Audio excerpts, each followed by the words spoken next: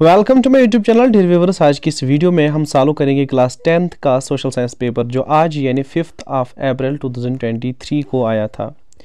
Paper जो है कुछ सीरियस था, कुछ क्वेश्चंस ऐसे थे जो टेक्स्ट बुक से भी इवन बाहर थे।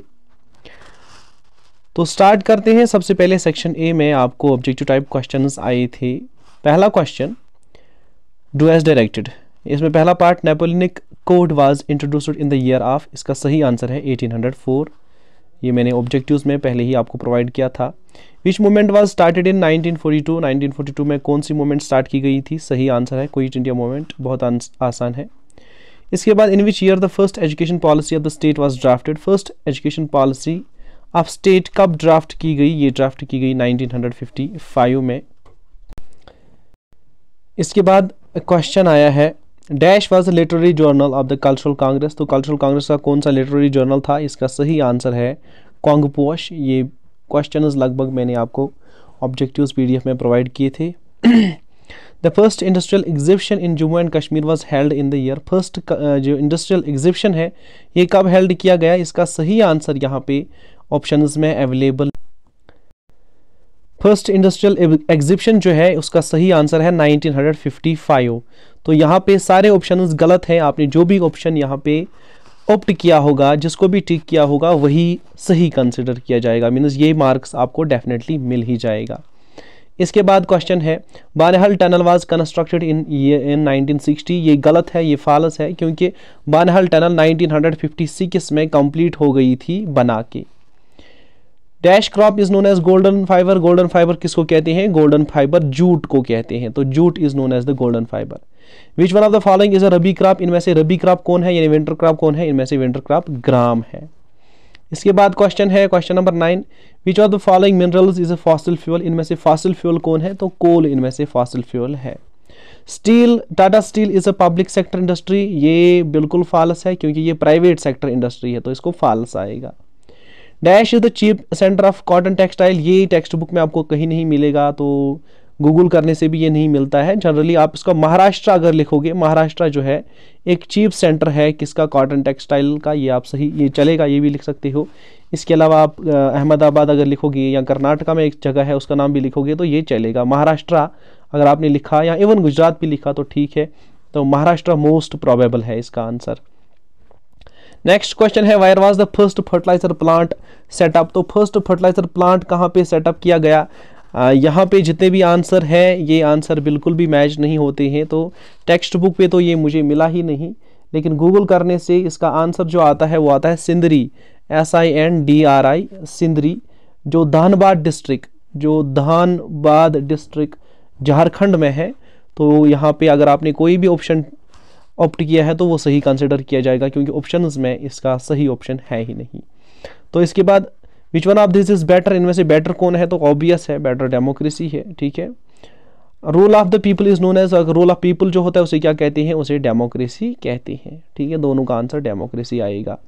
इसके बाद नेक्स्ट क्वेश्चन जो है question 15, how many union territories are there in India. कितनी यूनियन टेरिटरीज हैं इंडिया में? तो 8 यूनियन टेरिटरीज हैं। क्यों? जम्मू एंड कश्मीर जब स्प्लिट किया गया 2 यूनियन टेरिटरीज में तो 9 बननी थी, लेकिन उसके बाद ही क्या किया? अगले साल दमन एंड दीव और Dadar and Nagar Haveli 2 union territories को कंबाइन कर दिया गया। As a result union territories कितनी रही? 8 ही रही। The high court of dash will function as the high court for both Jammu and Ladakh. Jammu Kashmir और लद्दाख के लिए कौन सा हाई कोर्ट काम करेगा? High court of Jammu and Kashmir. आप लिखोगे हाई कोर्ट ऑफ, यहाँ पे क्या लिखना है? JNK। ठीक है, जम्मू एंड कश्मीर।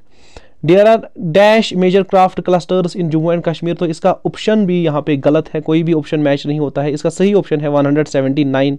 तो इसमें से आपने अगर 178 को टिक किया है, मोस्ट प्रोबेबल यही है, या 180 भी हो गए होंगे, बट बुक पे है 179। ठीक है, तो इसमें से 178, 179 या फिर 181, 180 आपने कोई भी दिया होगा, ये बिल्कुल करेक्ट है। 19 कम है, इसलिए आप 119 कम है, तो इसलिए ये आप ऑप्ट नहीं करोगे। इन तीनों में से अगर आपने कोई भी ऑप्ट किया है वो सही कंसिडर किया जाएगा। What is the full form of SDRF। तो SDRF की फुल फॉर्म क्या होती है? इसकी होती है फुल फॉर्म स्टेट डिज़ास्टर, ठीक है, state disaster response fund. State disaster response fund, ये भी टेक्स्ट बुक से नहीं मिला मुझे, टेक्स्ट बुक में ये वाला नहीं है। तो काफ़ी चीज़ें जो है टेक्स्ट बुक से भी बाहर आई हैं। पहले तो सिर्फ टेक्सचुअल क्वेश्चन ही याद किया करते थे, एग्जाम में आ जाता था, बट अब टेक्स्ट बुक से भी बाहर चीज़ें आती हैं। तो SDRF की फुल फॉर्म है स्टेट डिजास्टर रिस्पॉन्स फंड। इसके बाद जो क्वेश्चन नंबर 19 है, J&K has great potential of religious pilgrimage. ठीक है, रिलीजियस पिलग्रिमेज का जम्मू एंड कश्मीर को काफ़ी ज़्यादा पोटेंशियल है। ठीक है, तो लास्ट क्वेश्चन जो है, in which year devastating earthquake in Muzaffarabad took place. Muzaffarabad में कब डिवास्टेटिंग अर्थक्वेक आया, इसका सही आंसर है अक्टूबर 2005। ठीक है, हो गए ये हमारे ऑब्जेक्टिव टाइप क्वेश्चन। इसके बाद शॉर्ट आंसर टाइप क्वेश्चंस में देखते हैं क्या क्या आया है। टेक्सचुअल क्वेश्चन आया है, why Indians were outraged by the Rowlatt act, इसका आंसर लिखना है, ये टेक्स्ट बुक से है। इसके बाद चैप्टर 3 से explain the 3 types of movements और flows within international economic exchange, find one example of each of flow which involved India and Indians and write a short account of it. यहाँ ये करना है, यहाँ इसको chapter number 4 से और आया है, why did some industrialists in 19th century Europe prefer hand labour over machines, यहाँ ये करना है। इसके बाद explain the consequences of great depression, ये करना है, यहाँ लिखना है, East India Company appointed gomasthas to supervise weavers in India, explain, तो ये क्यों किया, ये भी करना है। इसके बाद क्वेश्चन है क्वेश्चन नंबर 5 शॉर्ट आंसर्स में, describe the important features of rice cultivation.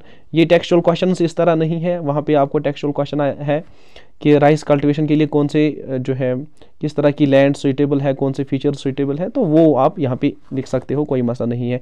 Describe 4 types of coal found in India, 4 types of coal, वहाँ पे आपको टेक्स्ट में क्वेश्चन है एक्चुअली डिस्ट्रीब्यूशन ऑफ कोल पे नोट लिखिए, क्वेश्चन लिखिए, तो यहाँ पे इन्होंने ये क्वेश्चन डाला है, describe the 4 different types of coal found in India. तो इसके बाद यहाँ पे क्वेश्चन है जो मैंने कहा था कि पैसेज आएगा फेडरलिज्म से, तो पुरानी पैसेज ही है एक्चुअली, उसी में से अब सिर्फ क्वेश्चन बाहर निकाला है। पैसेज पुरानी ही है, पैसेज नहीं रखी है, क्वेश्चन बाहर निकाला है, क्वेश्चन डाला है।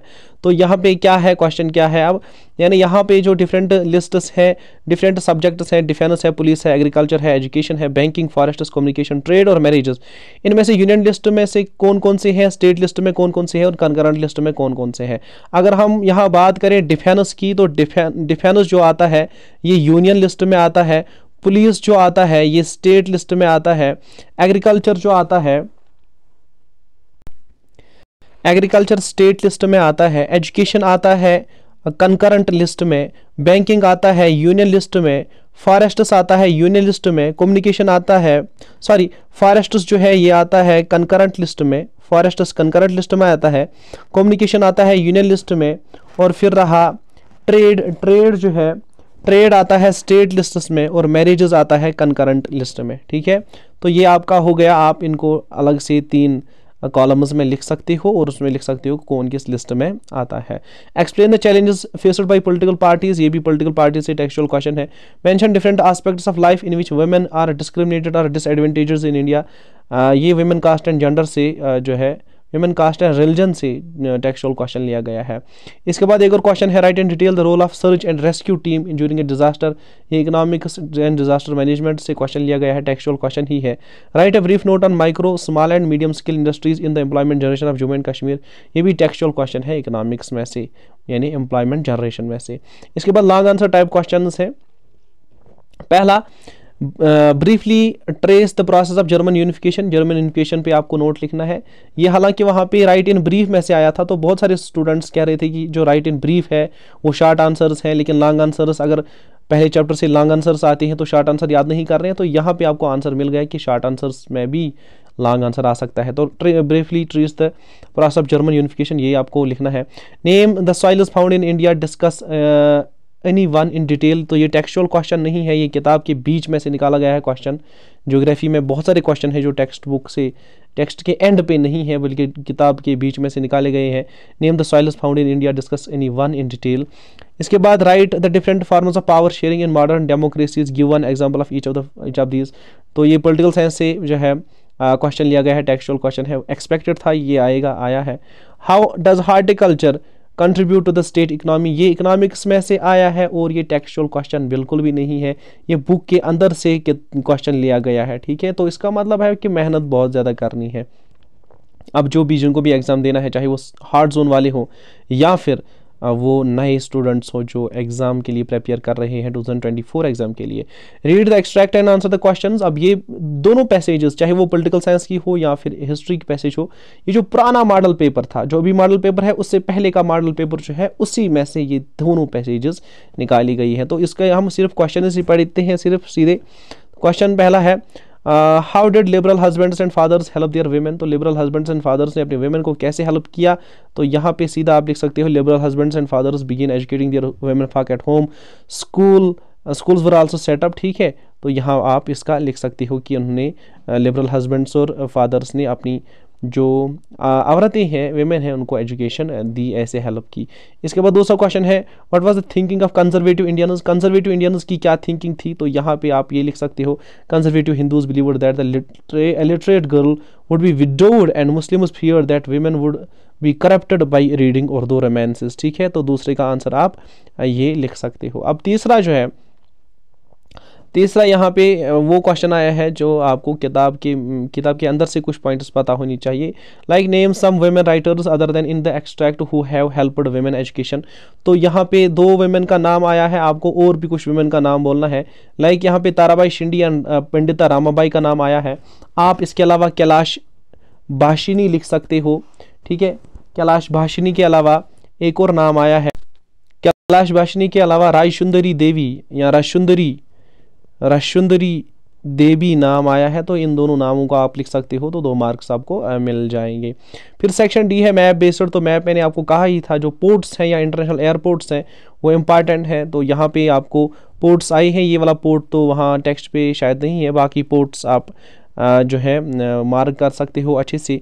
और आउटलाइन मैप ऑफ इंडिया पे आपको 2 नॉन फेडरल कंट्रीज़ दिखानी है। 2 नॉन फेडरल कंट्रीज़ में आप सऊदी अरब दिखा सकते हो, इराक दिखा सकते हो। ठीक है, और बहुत सारी और भी ऑप्शंस हैं जो आपको पता है, जो आपने मैप पे देखे हैं। चाइना आप दिखा सकते हो। ठीक है, सऊदी अरब दिखा सकते हो, यमन दिखा सकते हो। ये वो कंट्रीज़ हैं जो नॉन फेडरल कंट्रीज़ हैं। इंडोनेशिया दिखा सकते हो। These countries are non federal countries. तो इस तरह आपका जो एक्स सीरीज़ है वो हमने सॉल्व की। नेक्स्ट वीडियो में हम वाई सीरीज़ सॉल्व करेंगे और उसके बाद जेड सीरीज़ भी सॉल्व करेंगे। वीडियो पसंद आई तो लाइक कीजिए, कमेंट कीजिए। चैनल को सब्सक्राइब कर रहे हैं आप लोग तो करते ही रहिएगा।